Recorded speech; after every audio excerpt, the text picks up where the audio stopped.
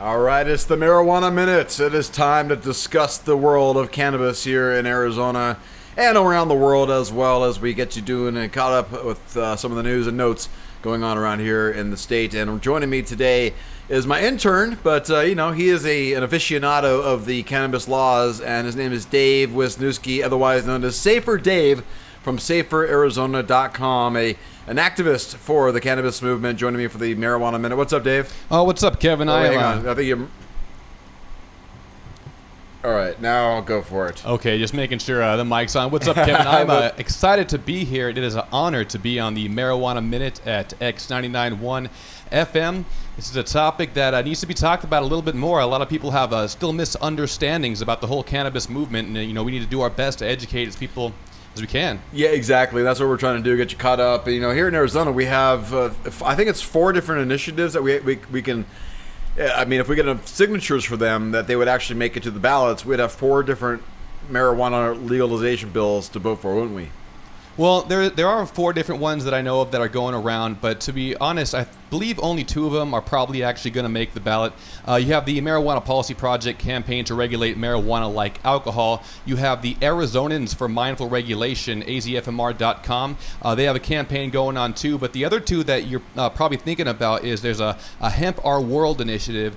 There are people trying to go out there and legalize industrial hemp and regulate it. Both the Marijuana Policy Project and the AZFMR both have hemp clauses in their initiative, but there is no real regulation.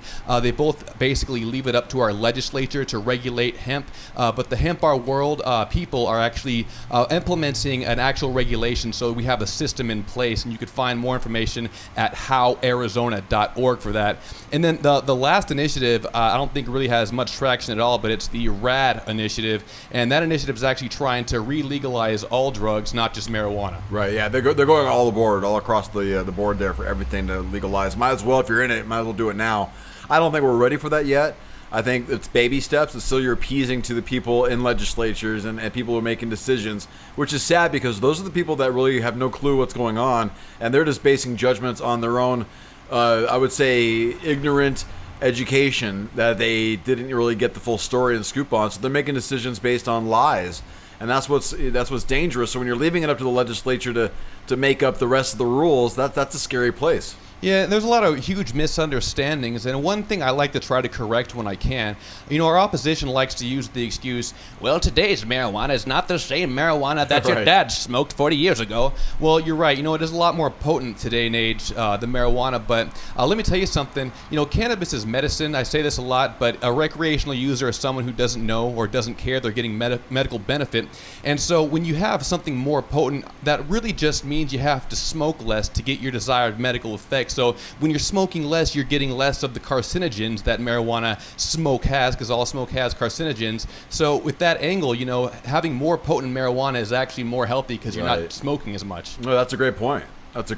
Yeah, it's more dangerous than it was back. You don't know it was more dangerous. I know Carly Fiorina said that in her debate last week, saying that, it's more dangerous. I mean, you don't know. You're clumping in that in with other prescription drugs that it's not fair to the marijuana movement to clump that in, especially when you're basing everything you're saying on lies.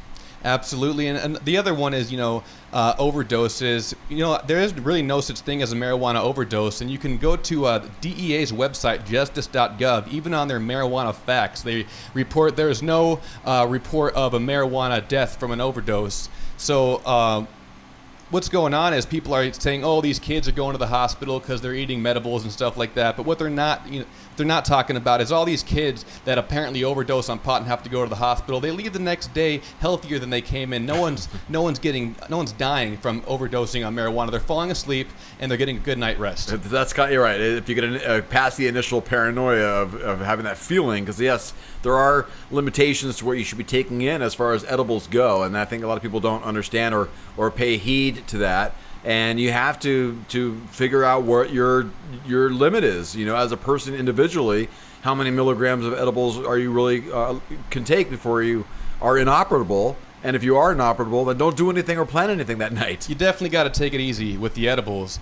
They can't sneak up on you fast. A couple of times I've been really dizzy. I had to sit down to should not drive if you eat a whole bunch of edibles. Right, but I think people who are, cannabis activists compared to drunk drivers have more of a sane brain to realize that I'm too messed up to get behind the wheel. Where alcohol, that all just gets out of your head, Oh yeah, when you don't you're think drunk, about that. you're like, oh man, that's a red light. Oh, I want to run it now. Yeah, exactly.